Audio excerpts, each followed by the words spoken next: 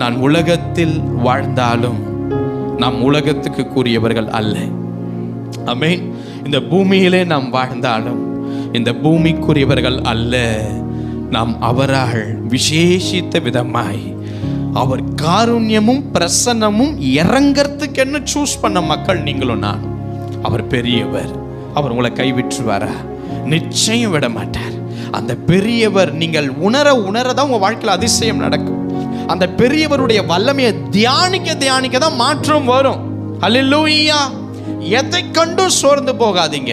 பிரச்சனை வருதா, நீங்க சத்ரு பிரச்சனையை கொண்டு வருவான். ஏன் தெரியுமா? நீ உடஞ்சி போய் உக்காரணும். நீ ரொம்ப அழுகிற சூழ்நிலையை கொண்டு வரும். ஏன் தெரியுமா? நீ மனசு உடஞ்சி அழுது உன் வாழ்க்கையை வெறுத்து உன் தேவனை எப்படி நீ தூஷிக்கணும் எல்லாத்தையும் ட்ரை பண்ணுவான். யோபு ஐயா வாழ்க்கையில ட்ரை பண்ண மாதிரி.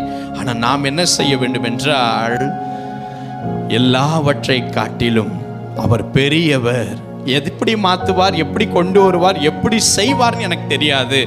ஆனால் ஒருவனுக்காக பிள்ளைக்காக, என் தாய் தகப்பனுக்காக, யாருக்காகவும் என்னை அழைத்த தேவனை நான் விட்டு கொடுக்கவே மாட்டேன்.